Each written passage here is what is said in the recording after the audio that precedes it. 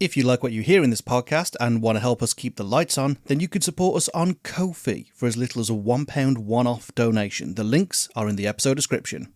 Thanks for your support.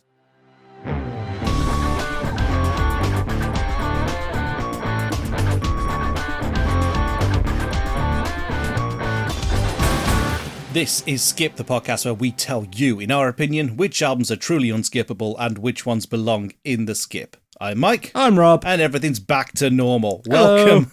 Welcome back. This chair's rather warm. How was your break? It was fun. I was away with work. That's true. And I couldn't get in to record. Life is busy, unfortunately. Yeah, it's although the episode descriptions did detail that you had some horrific accidents, so that was fun. I don't know what happened there. I got lost in the moment. Yeah, you had an accident with an IKEA cabinet. Or something yeah, like I got a splinter on my eye from making an IKEA cabinet once. That is a true story. Yeah, this is what I'm worried about, that this is a true story. It is a true story. How the hell did you get a splinter in your eye? So I was fixing a desk. I'd just built the desk, and I got underneath it to tighten a screw, and a singular piece of wood landed directly next to my pupil. Oh, jeez. So I blinked, and I was like, my eye is so sore. My other half looked in my eye and went, don't do anything. I was like, why? She was like, you've got a splinter sticking out of your eye. Oh, she had to get a cotton bud, sterilise it, get it wet, and then pull it out gently. It was just on the very, very tiny amount in my eye. Oh, well, that makes me feel a bit ill. Yeah. Oh. So, yeah, I did have an IKEA flat pack furniture incident, but that was like 10 years ago. So it's a bit of a delayed response. Yeah. We're talking about Queen, by the way. Hello. I've come back to quite a monumental album. Yeah, as it turns out. So I didn't say it at the top, so I'll say it now. This week we are listening to A Night at the Opera by Queen. You know it, I know it, everybody fucking knows it. We've done this dance before. It's their most popular album as far as I'm concerned. Oh yeah, it was actually sent in by my mom. Hey, brilliant! And my aunt. Oh, there you go. There we go. It's one for the olds. There it is. Not to say we don't appreciate our older fans, but looking at our demographics, you're the minority. Yeah, you definitely are. And this is a much better suggestion than the best of Duran Duran. So... Wasn't it your mum that originally just went 80s music? Yeah. Something like that. Something like that. She got the concept in the end. Thank you for sending this in. But yeah, it doesn't really make sense to do an 80s music compilation disc. No, or a best of album, which, as we've said from the very beginning, is cheating and won't be allowed. Now, the only caveat we have is that we will consider film soundtracks. If it was music originally made for the movie. Yes. Darren was here last episode, obviously you know that. And we had the argument again before we started recording of he should be allowed to suggest the Iron Man 2 soundtrack. But that's just a compilation. I had to explain to him, it's a compilation of previously released AC/DC tracks. But it's music for the movie. Like, yes, but it's not original music. So, like, the Hamilton soundtrack would be okay because that's the original. Avenue Q soundtrack. Yeah. Would be okay. Yeah. Purple Rain, that'd be fine. Yellow Submarine, that'd be fine. But best ofs that are like from... What about Spice World? Did they make original music for Spice World? I never saw Spice World, so I don't know. I can't remember. I've never actually watched the film. I just remember there was a double-decker bus. Isn't Meatloaf in that movie, weirdly enough? I don't know. I think he's the bus driver in Spice World. Let me Google. It's only because I was looking at his filmography for the previous episode. I'm like, man, it's a shame he didn't do more films, and Spice World is on there, which is utterly bizarre. Anyway, yes, A Night at the Opera by Queen. It's... Yeah, I told you. Oh, Dennis, the tour bus driver. What on earth? A throwback. Only his third greatest movie role, behind obviously the Rocky Horror Picture Show, and then Jack Black's dad from the Tenacious D movie. He gets a great bit in Kickapoo. We said that last week. Anyway, let's hear a little bit about A Night at the Opera. What? I forgot your mom's name. This is terrible. Sarah. Sarah's pick of A Night at the Opera. Let's hear a little bit of facts and figures about this album. So, A Night at the Opera is Queen's maximalist, genre-splitting, widely ambitious 1975 masterpiece, a theatrical explosion of rock, balladry, and operatic excess that redefined what a rock album could be. It was the most expensive album ever made at the time, which was a creative gamble that paid off by launching Queen to global superstardom and delivering that one track that everybody absolutely adores, good old Bohemian Rhapsody, which is possibly one of the most iconic songs in music history. That's pretty inarguable. I think we're just going to have to save the debate about Bo Rap until later on in the episode. Yeah. Just to keep all of you hooked. But who doesn't know Bo Rap? Exactly. Really? This was Queen's 4th studio album. It was named after the Marx Brothers film. Yeah, I've read that, but I've only seen certain Marx Brothers movies. I don't think it really plays into what's going on here. But if it was me being like kind of film wankery, and I tend to do that. I mean, you do. I do quite a lot. Then I'd probably say like, that probably influenced all the music hall stuff because there is that element of nostalgia and the Marx Brothers are making very early talkie movies, but I don't know enough about that to say anything, so I'll shut the fuck up. So this was actually their first UK #1 album, their first US platinum record, and the project that cemented them as global superstars, and actually came from a moment of crisis. Queen were broke, locked in a bad management deal, and determined to create something unprecedented. They left Trident Studios, took full creative control, and built an album that fused progressive rock, hard rock, music hall, folk, skiffle, whatever on earth that is. Oh, it's like, what's his fucking name? The fella, the cleaning windows fella, I forgot his name. Oh, when I'm cleaning windows. George Formby? That's the one. He did skiffle. Okay.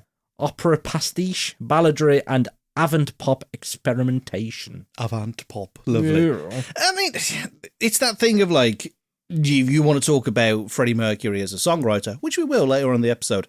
All of these different influences kind of like show his range of abilities for songwriting and composition. Very talented man. Obviously, that's what's made him the focus of the group for basically since inception. Yeah. I mean, especially if you believe the Bohemian Rhapsody movie, which made him out to be fucking the Messiah reincarnated. And the implication that the band were fucking terrible before he turned up, which I'm not sure is true.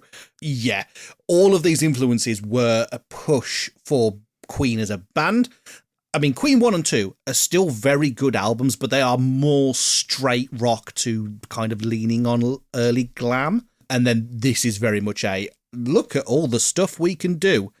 And therefore cemented them as kind of like this expressionist force within the medium. Well, they actually went against the grain as well and only released 2 singles on this album. Oh, it's again, a lot of people go, why are you so obsessed with singles? I'm like, I just like neat numbers. 3 singles make a new thing. When I was a kid, it was always 3 singles and an album. You'd be surprised at how many people go, what is your obsession with singles when they ask about the show? Genuinely, like a lot of people well, it is a thing, and like it's the release dates between them.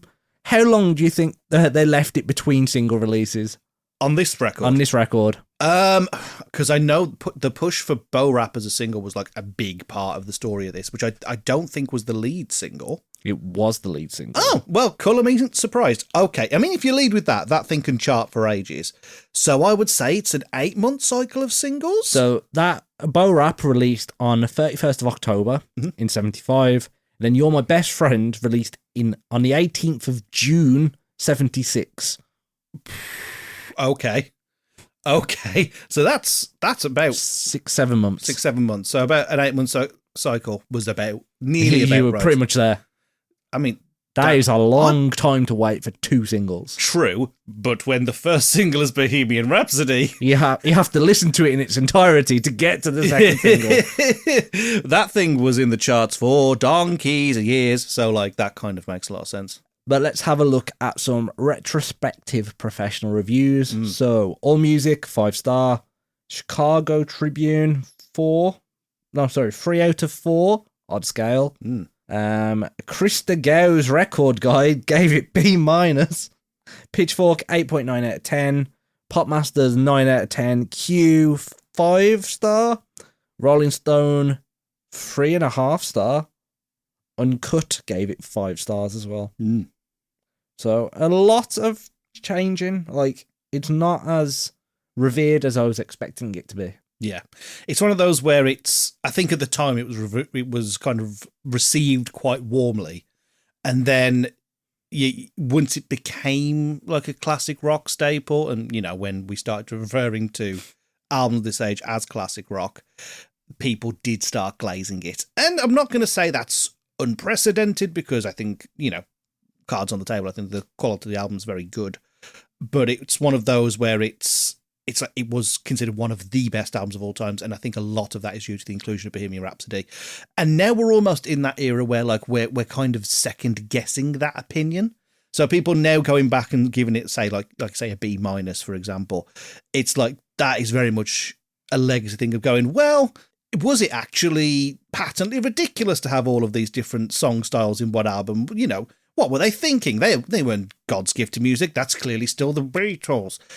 That's what you get all the time. Realistically, I think something in the middle might be correct. I think there's experimentation on this album which is welcome, and some experimentation on the album which perhaps pushes the band into areas that they probably wouldn't need to revisit again. Yeah. It really does come down to, and we'll get into that discussion later on, who's your favourite songwriter of the four. Because I think if you're a Mercury songwriting fan, as I am, I think you get a lot of stuff to like in this. I think if you perhaps, you favour the Brian May or the Roger Taylor songs, you're not getting as much. And actually, I'd argue that this album doesn't feature the strongest May and Taylor stuff anyway. So it's one of them. Yeah, I think this came at a time when music was very samey. They wanted to release something that was just completely them, where in some areas it's just absolute batshit insanity, and it's now turned into a meme that people put it on to go to the bathroom so they can have a break on radio. It's just listening to work before this, because I had a little bit of a browse to music before this. I'm with you, it's a much more like focused on one specific type of sound, where this is just very different to what I've heard before. It's eclectic. I'll give you that. This is the first Queen album I've ever sat and listened to in its entirety. Yeah. I was surprised, because I was like, I've definitely sat down and listened to at least one Queen. No, man. No. And I have a very vivid memory of a very chunky CD in the collection, either at my house or like one of my uncles or whatever. Chunky, thick 3 to 4 CD bastard like that. And I'm sure it must have just been Queen's Greatest Hits. And I remember listening to that going, this band are fucking incredible. Of course, it's a greatest hits album, so of course you're getting all the best bits. But it's not my first time listening to a lot of Queen. It is my first time listening to a Queen album as it was released. So it's one of those where it doesn't feel like an alien experience. I think I was aware of the breadth of the band's ability and how that kind of changed over time. You've got the earlier kind of light proggy, light glam Queen 1 and 2, the very kind of very strong songwriting, but not necessarily strong instrumentation or experimentation. And then, like you say, this is the one that does the left turn and goes, right, now we're just going to throw a lot of things at the wall. And a lot of it, in my opinion, does stick. I think there's a lot of things here that would go on to define the band's later sound before they kind of started to just replicate the hits, if you know what I mean. Yeah. I mean, they were a very early band at this point still. This is the 4th album. So in a world where everyone is samey, they were trying to differentiate themselves and go, look at our singer, he's incredible, look at his vocal range. Look at the talents that we have, we're different, listen to us. We're English, we're different. Like, yeah. I mean, English rock was still high at this point, because as we said, we had Pink Floyd, that would, Dark Side of the Moon's long in the tooth at this point, being 2 or 3 years old. You've got Led Zeppelin going around the same time. And other bands like T-Rex. You have T-Rex, you'd have Yes, and they're kind of Yazoo. all doing... I would not put those in the same ballpark. But they're producing very self-serious, long-form, sit-down, concentrate records. Yes, especially. My fucking God. And sure, waddy. Okay. But I think what Queen was doing that was different was that it had all that grandiose kind of like... I wouldn't call it self-serious, but I would call it a conceited effort to make something artistic, but was also funny, but was also light-hearted, was approachable. And I think that's what was missing in that very serious rock kind of era, as it had fractured into kind of like the sprawled out stoner stuff that Zeppelin and Floyd were doing. Your early metal stuff, because Sabbath would have been a couple of albums in at this point. I think we would have had Volume 4 by this point, which is a fucking brilliant record. And they were pretty established as the progenitors of metal. And there was nothing filling that kind of, I don't know. I don't want to call it populist music. You know what I mean? Like, I think early pop, essentially, like pop rock. I don't even mean like pop rock. I mean like music that appeals to a vast array of people all on one album. There was popular music, but I don't think there was like albums that were going, this is for people who enjoy a night at the opera. Wah, wah. This is for people who want like I don't know, like a Steely Dan-esque fucking grungy song, which does appear on the album in a weird way. And this is for people who want to be reminded of nostalgic music hall stuff, which it shouldn't work all sandwiched together. But I think there is a charm in doing that I think no other band was doing at the time. So I think it's very interesting to have it. It is very experimental, especially in such an early state of music. Like, this is when studios would cost an absolute bloody fortune to rent out. So the fact that they were willing to go into a studio, spend their hard-earned money to make something like this that could be a potential flop and still have it work is testament. That's very true. It was their money that was fueling this album, because the first 3 albums, so Queen 1, Queen 2, Sheer Heart Attack, were produced under, oh my God, I can't remember. Trident, thank you very much. Because they had to sue to get out of the deal. Yes, that's it. This was very much off their own back, using the money that they'd made from the previous 3 records to make this, and they went all fucking out. I think to great effect. I think, should we just go into the best tracks, or anything you want to say up front about your relationship to Queen prior to this album or during the I didn't have one. Again, when I was growing up, Queen were not really played in my house. Like, I know my mom has recommended this, but it wasn't until later on that I knew she liked Queen and Wham. Huge fan of George Michael, apparently. Yeah. But so this was my first time sitting and listening to a lot of Queen in one go. And it was definitely my first time listening to a full Queen album in one shot. Definitely not. I've been surrounded by Queen my entire goddamn life, and it has not changed in the past couple of years. I'll get onto that story when we talk about Bohemian Rhapsody. Oh, God. I know where this story's going. Yeah. Okay, so on the whole, I think it's very good. What were your general first impressions coming off the album? As a whole, it was okay. I wasn't the biggest fan, I have to admit. First listen, I left it and I had my usual, what have I just listened to? I knew 2 tracks off the album, which were, of course, the singles. Yep. And I was just there like, I need to take some time to actually understand what I've listened to. And then I gave myself 2 weeks away from this album so I could then go back to it with fresh ears and go, okay, now I've listened to it once, I know what to expect. Yeah.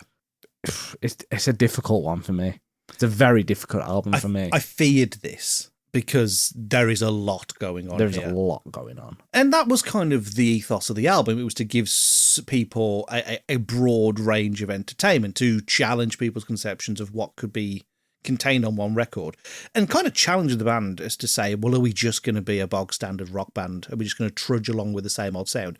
Or are we going to push ourselves? You know, why are we not doing 4-part harmonies with the vocals? I don't know. We've never tried it. Let's do it. Hence Bohemian Rhapsody. But I think, and I do not say this lightly, this might be the strongest opening song on an album that we've reviewed probably since To Pimp a Butterfly. Yeah, I can agree with that. This and like Wesley's Theory and Death on Two Legs are in the same class of I'm fucking in from minute one. I did have a lot of love for Death on Two Legs. I think that it was a great backing. I love the backing sound effects. I think they work really well.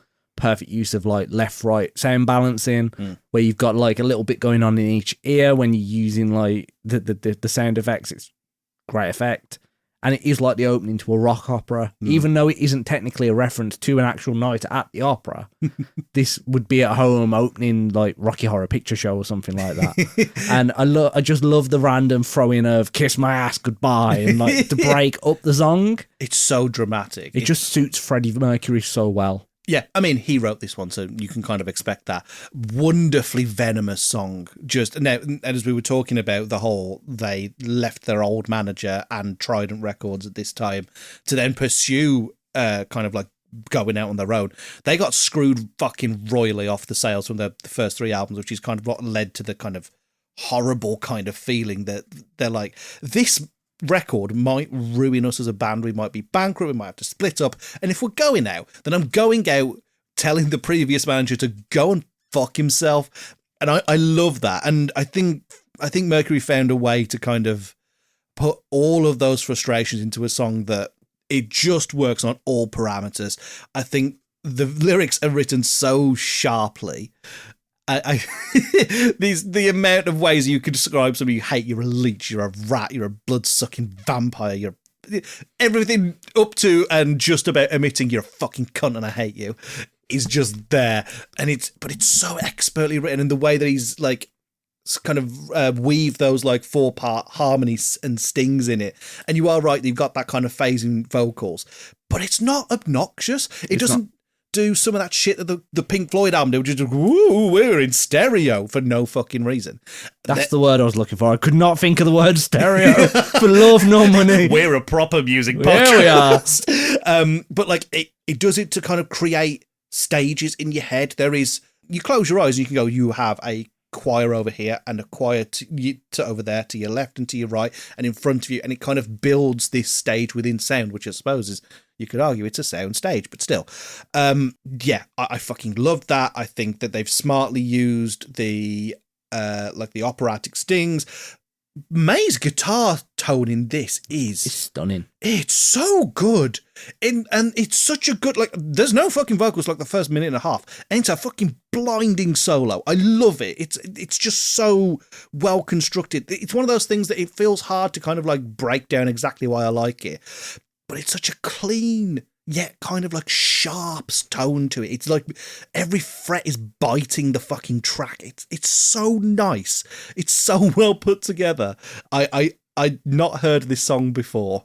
And I think it was the one that impressed me the most on the record. There's a lot where I just go, I like that and it was fun. But this one, I was like, you didn't release this? This is so fucking good. This could have sold as a single so goddamn easily. And instead, and we'll get into the story about one of the worst tracks on the song. So remind me to tell you the story about the cupboard, and I will do that. Okay. But yeah, I love this one. Was it a cupboard on 2 legs? Cupboard on 2 legs. Yeah.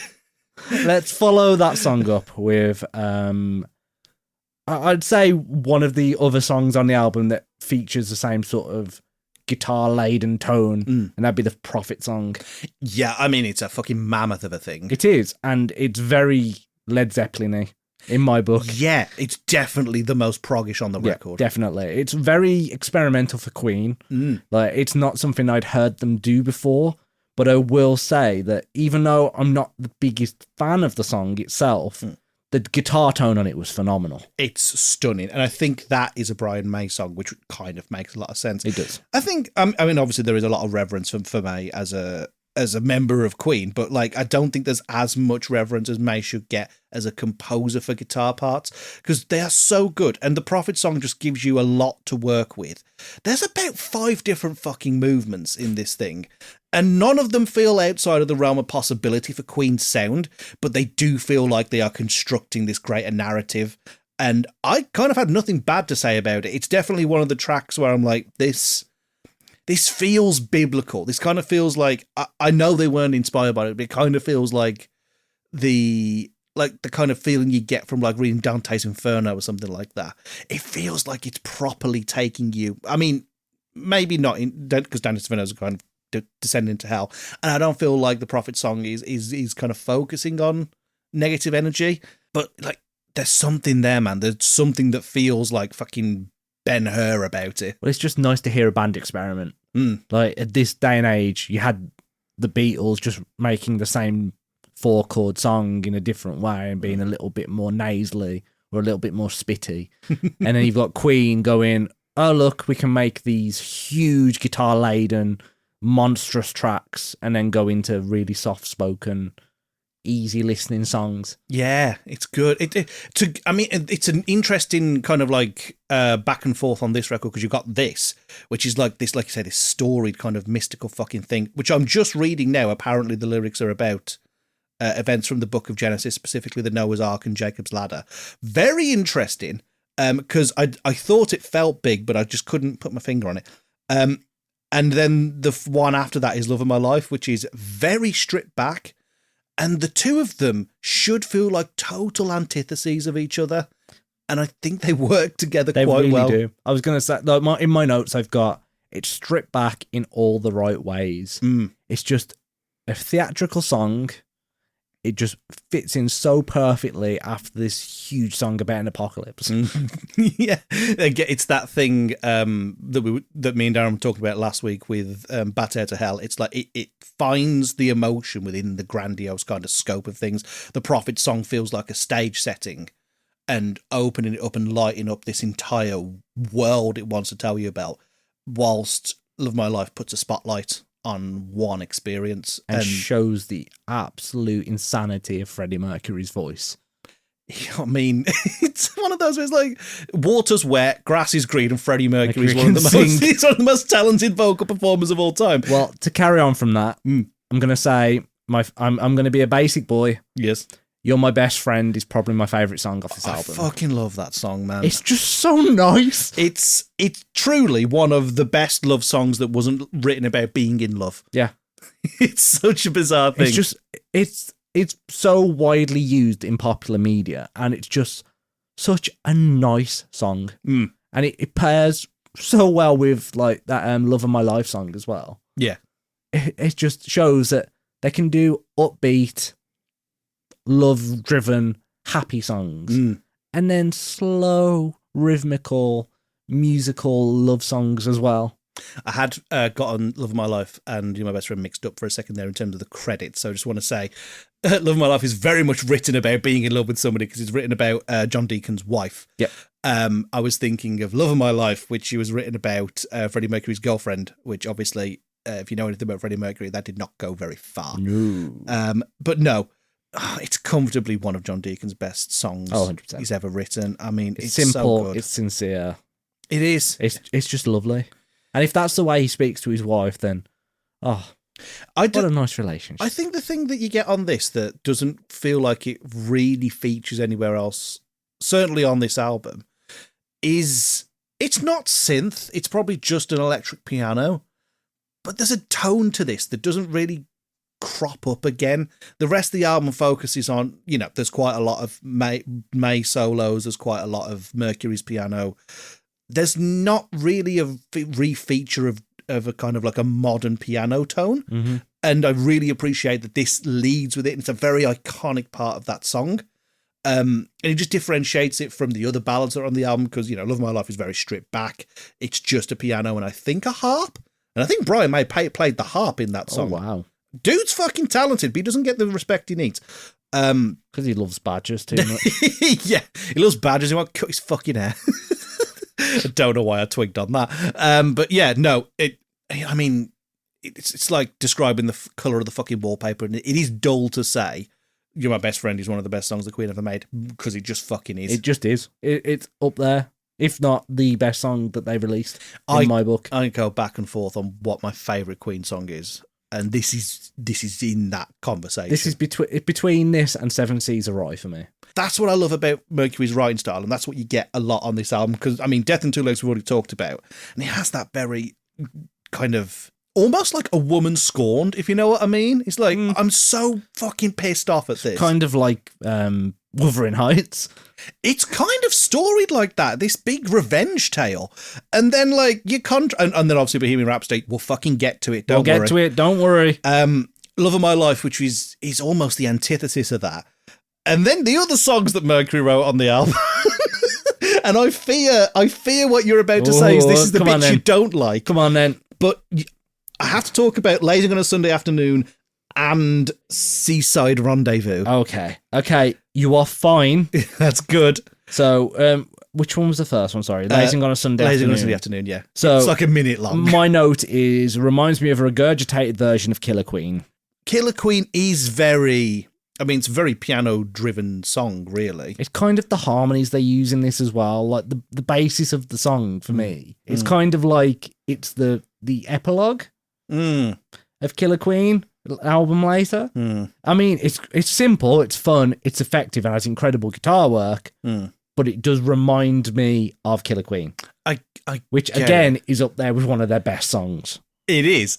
I think what this has that Killer Queen doesn't have, though, and what makes it feel fresh to me is that and it was one of the massive inspirations was Victorian Music Hall, which again, we're going to write an album that contains two of the sweetest love songs you'll ever hear, a song about how our manager's a cunt, and Bohemian fucking Rhapsody. And it's like, and also in the middle of that, I'm just going to do fucking vaudevillian shit. I just think that's very impressive. And I love how silly it is. And you know what this song is, especially later on Sunday afternoon? It's the classic rock equivalent of Craig David's 7 Days. And I love that it's that. I love it's just, here's all the posh upper class shit I'm going to do this week, including a very correct pronunciation of the Louvre, which I enjoyed. And that kind of feels like it's part of a couplet with Seaside Rendezvous, which is just like a longer version of this this like Cockney fucking vaudeville silliness. Yeah, with vocalized kazoos and tap dance effects. I forgot about the kazoo bit. Yeah.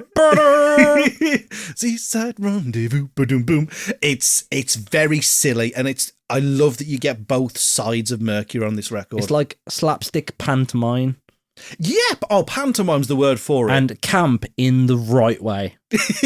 There's very few wrong ways, but yes, camp in all the right ways.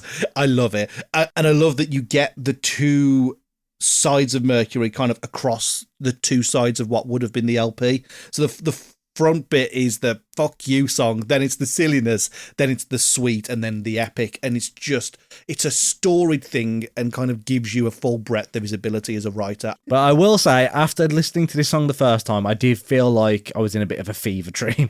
I get that. The first listen, you're like, what okay. on earth did I just hear? Seaside Rendezvous. What the fuck? Into the longest song that Queen ever made. Yeah. It's just such a, like, the album is so weirdly laid out. It's fucking bizarre, but I think when your modus operandi is to make something that feels like it belongs in a theatre, I mean, most modern musicals don't have this kind of, like, level of differentiation between their songs, but old musicals very much, like, old Sondheim stuff has fucking, fucking tonal whiplash up the wazoo, and that kind of feels like it's leaning more into that. I'm just going, we're going to do every genre it's possible, let's just throw everything at the wall, and it does that through the lens of things that would have been things that brought people together. Old fucking Victorian Cockney Music Hall was cinema before cinema. Then you've got the proggy epic stuff, and yes, that's where the stoner crowds were, the Woodstock people were, so yes, that brought people together. And then Bohemian Rhapsody, which again, should we just get to it? I think we need to get Bo Rap out. It's the greatest song ever made, and it sounds like a basic bitch thing to say, but I genuinely believe it's true, even if I don't. It's not my favourite fucking song in the world, but it's the greatest, certainly the greatest popular song ever made. I think there's arguments for the greatest composition, which then you have to look at like fucking Mozart and Bach and the 1812 Overture. Schubert. Anything that calls for a fucking canon as part of the orchestra is going to tickle my pickle. But in terms of popular music, these are sentences I say on a music podcast. Anything in the realm of popular music, and it's amazing that by sheer circumstance, something that is like over 5 minutes works as a standalone single, that covers this fucking odyssey in the lyrics. It's amazing that has broken through as just a song that just everybody fucking knows by osmosis. And again, water's wet, grass is green. Bohemian Rhapsody is incredibly fucking popular and one of the best things that Queen ever did. These are things that are universally true. But yes, I still don't like this song. Yeah, it's so overhyped. But that's the thing. But you're viewing it through the lens of I've been exposed to this. Yeah. Time, like every fucking film has this in. Yeah. Every TV show has this in. It is everywhere. Like, this song is... it's extremely long and was definitely against the grain for the time it came out of, like, having these incredibly long song for actual single release. Yeah. But it's a great song, don't get me wrong. It is one of the all-time great songs, but that doesn't mean I have to fucking like it. No, and hence the show. Yeah. The lyrics are bollocks. Oh, come on. Come on. Bismillah, no. You will not let me go. Let me go. Biblical. No, it's not. It's Yes, bullshit. The whole point is that it evokes, like, fucking, not Evita, I was about to say Evita, that's a fucking musical. It evokes, like, opera, it's fucking Carmen, that's what it is. It's meant to be the choral people shouting across this scene of torment. Like, that's, again, I'm a theatre wanker, so, like, this speaks to me on a very base level. So, that's why I find it so fascinating, is because it's doing this fucking, like I say, Ben-Hur shit. And it's doing that through the lens of, well, people like the opera, and that's what it's doing. And then it's like, what, one of the best fucking selling singles of all time in the charts for fucking ages. Like, it's a miracle that this reached the people that it did. Oh, yeah. But I think that's a testament to what the album's trying to do. The overplay element, I feel, is more of a conversation for people of our age who grew up with parents glazing this shit for fucking years. I didn't have a parent glazing this, even though my mom recommended this album. Yeah, but you had friends who had parents who glazed this shit. I didn't really get exposed to this until I was, like, mid-teens. Sorry, you didn't hear Bo Rap until you were in your mid-teens? No. None of my friends listened to Queen. What? None of my inner circle listened to Queen. None of your friends' parents listened to Queen? No. What water were they drinking round there? Like, seriously? Seriously. You didn't watch Wayne's World when you were growing up? Not until I was 18. You're a strange little man. Yeah, I am. To quote Buzz Lightyear, you are a sad, strange little man, and you have my pity. That's not what I was expecting to be told today. But no, I didn't properly hear Queen until, like, mid-teens. Bizarre to me. Well, that is utterly bizarre. It was just not a type of music that was in my house growing up. Like, even though my mom recommended this, my dad wasn't a big fan of rock music or anything like that. So you went, like, what? Let's comfortably say, like, 12, 13 years without hearing it. And then all of a sudden you saw it in fucking everything. To think that it's got that level of overplay. Yeah. Literally, Insane. It went from not knowing what it was. So I probably saw it and heard it in films, TV shows, whatever it was in at the time, to hearing it for, like, the first, second, third time, and then it being fucking everywhere. To me, it's one of those songs that just always existed. It's like the Imperial March from Star Wars. I probably knew what it was or had heard it in passing. Yeah. But because I didn't know what it was, I would never have been able to say, oh, that's Queen. Because it just wasn't a band I listened to. Fair enough. It's just... I'm not saying necessarily that it's a bad song. I don't think objectively you can say it's a bad song. No, you can't, because it is one of the best songs of all time. I don't like it because I've been overexposed. Like Again, I go back and forth on whether it's my favourite Queen song, but objectively, I do think in terms of pop. Again, I stress that the caveat is popular music. I think it might be the best popular music song ever written. I didn't talk about Bo Rap in my family, did I? No, and I get the feeling, is this where a certain person's mother is going to come into the equation? Yeah, so my mother-in-law is the Queen fan. I'm not going to say she's a Queen fan. I'm not going to say she's a big Queen fan. She's the Queen fan. The Queen fan. And she will probably slap me for my opinion on this album. Oh, you're dead to her. It's just... So, Bo Rap, when my mother has taken... When my mother-in-law has taken drink, will sing Bohemian Rhapsody, word for word, in tempo, in its entirety, and will not be stopped. And will do so at volume. And it's kind of become the death knell of the evening whenever we're having a party at the house. Because, like, if you've stayed long enough to hear Jan do Bo Rap, then you've probably got to go home. Go home. Either she started early or you stayed late, and it could be both. And that's normally where that ends up. So I have a very strange relationship with Bo Rap because I fear it some days. But Fear a song. but most of the time I do think it's one of the... no, Bo Rap's here. Yeah, I was like, Quick, shut the blinds. Christ, your mother started on Bo Rap. Like, this is going to be It's a only long... 1 o'clock in the afternoon. This is going to be a long 5.5 minutes, and it is the full 5.5 It minutes. is. Every time. You've witnessed it at least 4 or 5 times. 4 or 5 times. It's something. So, like, I have not the best relationship with Bo Rap at the minute, but, like, I still think it's one of the best things that any band has ever made. Yeah, I'd be inclined to agree, but I would say, Don't Stop Me Now. Yeah, no, it's fucking good, isn't it? It is. This is the thing, Killer Queen, Don't Stop Me Now. I love Seven Seas of Ride. I'm glad that you do. You're my best friend. And you thought, thanks, you too. I've been waiting all night to say that fucking joke. I wondered why you only came in with one note. No. It's just a G. I like Princes of the Universe. I'm just going to say that out loud and admit it. I really like the song they did for Highlander. I think the Flash Gordon soundtrack's pretty good. That was loud. That was a car. That was Flash going past. Sounds like George of the Jungle. Now that'd be Watch out for that tree. Good old Brendan Fraser. You can kiss that tree goodbye. Sorry, no. I'm feeling silly. Okay. So before we go into the bad, Yes. we've done the good. I want to do the ugly.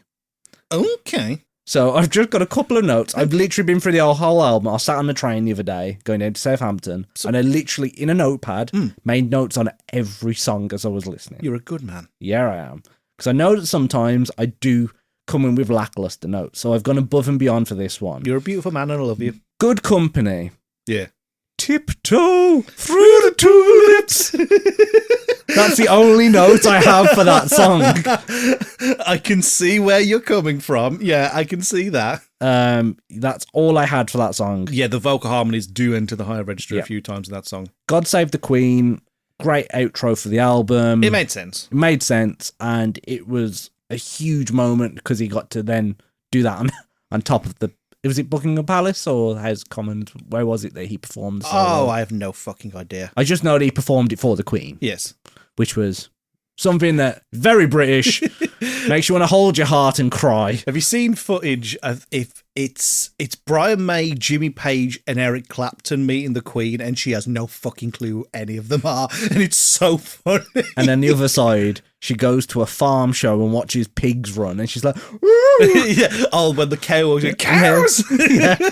She was a funny fucker, but She was. she did also cover up her son being a pedo. But anyway, let's not go into that topic. But yeah, I just wanted to bring up the ugly, just so I could say that. what did you find ugly about those tracks? I just didn't like the vocal range. Okay, fair enough. And I hate that Tiptoe Through the Tulip song. It just creeps me the fuck out. Well, the actual one, not The this actual one. real song, Yeah. the Tiptoe Through the Tulips, creeps me out. And this was close to that sort of registry for me.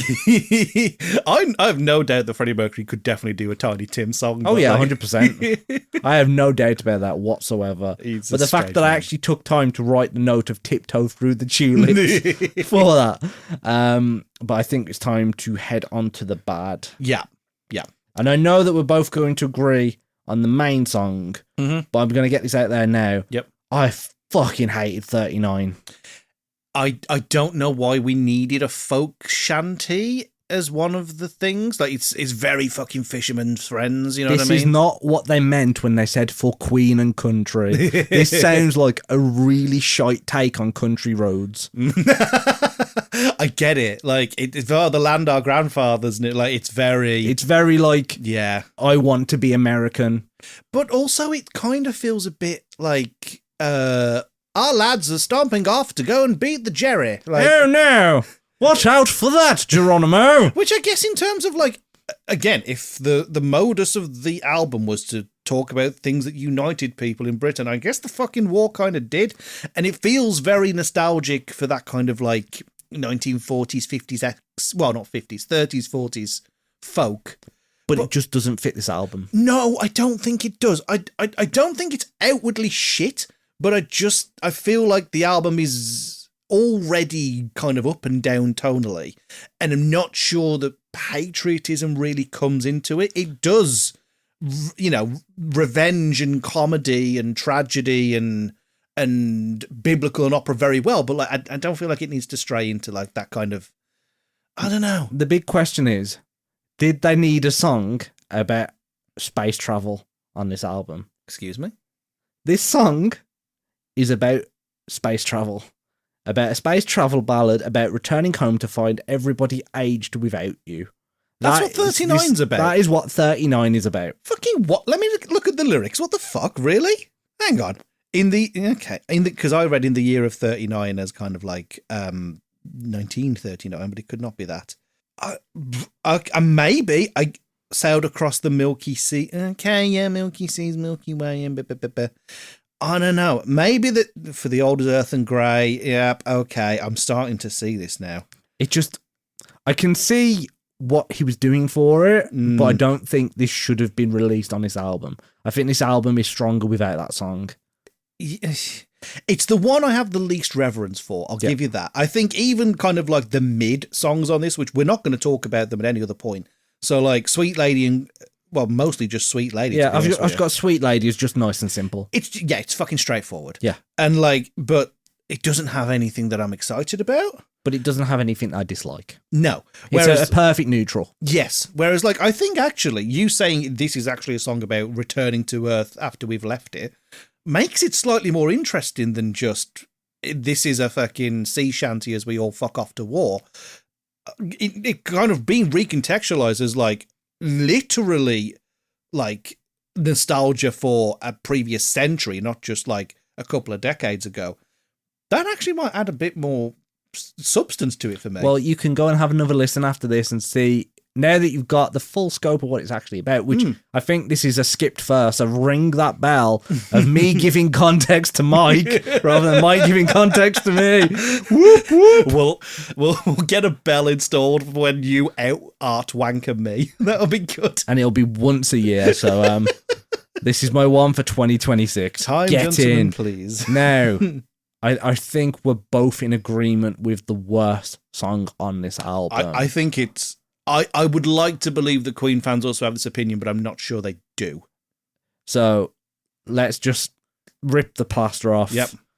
What the fuck is I'm in love with my car? It's just dross, isn't it? It's just absolute fucking dross. It sounds like ZZ Top had a shit and then went, we don't want to use that. Here you go. I don't even particularly dislike the way it's put together. I think something that's a little bit more...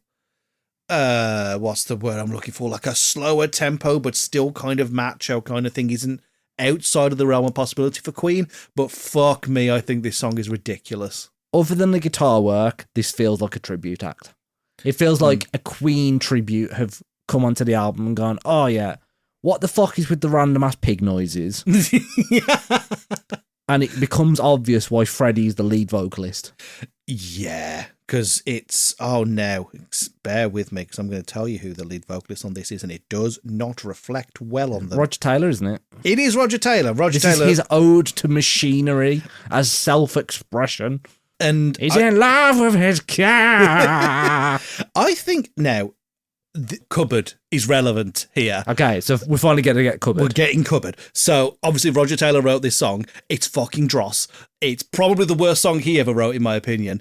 But felt so strongly about including this song, which is about an Alfa Romeo. I just want to, just for all the fucking petrol heads out there. So he was in love with repairing his car. He was in love with maintaining a fucking mid-ass car and felt so strongly about this. One, being on the album in general, and I think Brian May ended up kind of going, yeah, let's put it on the fucking record. It's a bit of fun. But Roger Taylor locked himself in a cupboard when they were recording it to say this needs to go on as a B-side to fucking Bohemian Rhapsody. And you could not have an A and B side that are more chalk and fucking cheese than Bohemian Rhapsody and I'm in love with my fucking car. I think it would have been better if they'd have literally gone Bo Rap late on a Sunday afternoon. I think that would have been so much better. Yeah. That would have worked because it would have at least been a nice little punctuation. Whereas, like, this is... It's just shite. I hate how lazy the lyrics are, and they're so fucking just Macabretta. this is what I imagine goes through the head of anybody who thinks they want to be a host of Top Gear. Of just, oh, look how shiny the hubcaps are. Oh, my fucking dick. It just, I don't get the kind of the male coded obsession with fucking cars. Anyway, it's a machine. And I do say that as somebody who's a tech enthusiast, and nothing gets me more excited than Valve releasing the Steam machine if RAM prices ever come down. But like, it's just a fucking piece of fucking metal. Like, it's this, the whole, like, literally being like, I'll BDSM myself to this fucking roll bar. Like, you fucking weirdo. I just think in the scope of what Queen were able to produce, from the kind of the otherworldly to the operatic to the venomous and the hateful and the spiteful and the sentimental and the beautiful, I'm in Love With My Car is just the fucking worst thing, almost certainly on the record, maybe even in their entire discog. Admittedly, I've not listened to, I think it's Hot Space, which is the one that no one likes, the album that's like the worst. Not listened to it, but I fucking challenge people to listen to I'm in Love With My Car and say that it's good compared to everything else on this fucking thing. I was just sat there listening going, what on earth is this? The worst part is, if the lyrics were decent, it would probably be a good song. Yeah, I think that the backing music, cracking. It's really strong, but the fucking lyrics are dross. It's so stupid. It like some of the rhyme. I want to get some of the rhymes up just to remind people what they're defending if they say this song is good. Plus, for me, unless you know your cars, I don't know what a fucking carburetor is. No, I like cars. What the fuck's a carburetor? Yeah, I got a feel for my automobile just gets me fucking... Got a feel for my automobile. Such a thrill when your radials squeal. Ugh, fucking hell. Oh, it makes me feel dirty. Rhyming forgetter with carburetor. What the fuck? This bit where it's like, when I'm cruising in overdrive, I don't have to listen to no run-of-the-mill talk jive. It's jiving me, turkey. It's just fucking shit, mate. It's just so bad. Do you reckon that was his play of going, look, we can be a manly band? They didn't need to do that. When they were writing manly songs via a very queer lens, but like, they were doing that. That's kind of what Seven Seas of Rye is.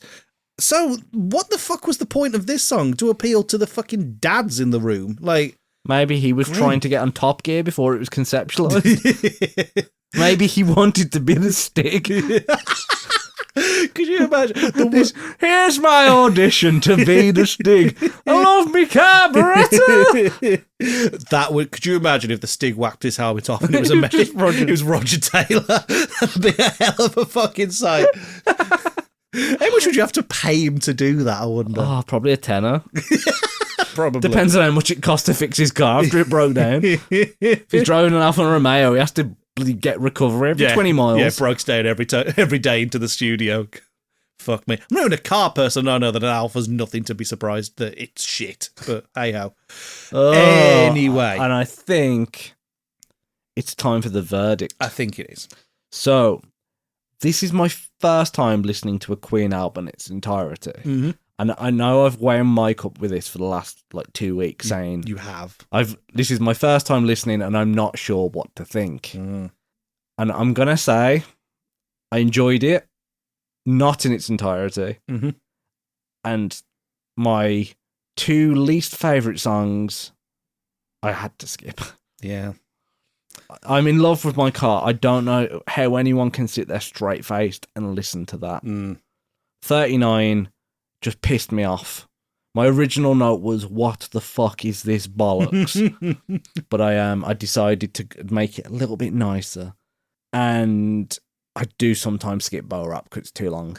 The first 2 points I could get behind. The second point, I just think you're incorrect. But, that's why we do the show. Otherwise, there's no fucking drama, is there? Sometimes I can listen to Bo Rap in its entirety. Other times, I just get bored. For those who would be interested, although it doesn't matter now, I would have said the album is unskippable despite some incredibly fucking deep troughs of absolute shit. most notably I'm in Love With My Car, which is just, it does not fit the fun, campy, dramatic vibe that Queen would come to be known for. I don't know what it fits. I don't think it fits a vibe of their contemporaries that were kind of doing slightly more experimental to kind of more straight stuff. It feels too macho for the scene. I don't like it. I'm in agreement with you. I think 39 isn't my favourite. I don't like listening to it. But this discussion has given me some newfound appreciation of it. I think Sweet Lady's kind of a nothing burger, but it's fine enough for me to not hate it. And then I'll be honest with you, the rest of the record I really, really like. I think Death on Two Legs has shot right up in my ranking of Queen songs. I hadn't heard it before, and I think it's absolutely wonderful. I like the campy stuff of Sunday Afternoon and Seaside Rendezvous.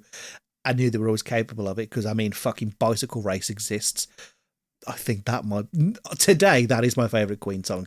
I've just decided. Bicycle. Ridiculous. What about Fat Bottom Girls? Oh, but that's good as well. Like, this is what I'm saying. Like, when you've got a discog this deep of just banger after banger, then you're going to have a couple of shit tracks. You are. And I think even on what most people can agree is their best record, there are a couple of stinkers. But I feel like the quality of everything else makes those very easy to overlook. And once you grit your teeth and get through I'm in Love With My Car, I feel like the ramp down to the rest of the album is actually pretty easy. And then you end on Bo Rap, which is just a fucking absolute pinnacle of achievement of this band. So I would have given it unskippable. I think it genuinely is that good. But it doesn't matter what I think, we have to have a consensus. And I cannot believe that this album is sharing space with not only My Chemical Romance' The Black Parade, which still stings, but fucking Maroon 5. And that just doesn't make any sense to me. Well, unfortunately, the way I look at it is, if there is a track in this album that feels out of place, that the album would be better off without, I can't give it anything but skipped. Yeah, it's good logic, and you know what? It makes for clicks, so that's always nice. Okay, let's wrap that one up there. We do not have time for a track of the week. My God, we've oh wow, we've gone over. Don't worry, the audience will not hear anything over an hour, so it's fine. Okay, so thank you very much for listening to this episode. I'm as shocked as you that we're here. I'm just glad to be back. Yes, welcome back. It's nice to have much. you back to normality and dependability. What do you mean for now? Don't scare me like that. I don't like that. So you tell me where you're going off to backpack around Australia for 6 months or something. I'm going Bangkok and all. Later, darling. If you have an unskippable album that you want to send in through to us, you can do it at skippod@gmail.com. That's skipdpod@gmail.com. Or you can go to the link tree, linktr.ee/skipdpod, and you can send us your unskippable albums either through the form or through the email, and you can find us on Instagram and Blue Sky under skippedpod, skipdpod, on both of those platforms. But thank you very much for listening to this one. Next week, it's more rock, but probably not as you're expecting it. If you were an emo kid, you may be pleased. And if you weren't, you won't know who these people are. But if you're a fan of the Goonies, their name will be oddly familiar. Oh, hey, you guys. We will see you next week. Bye, everybody. Bye.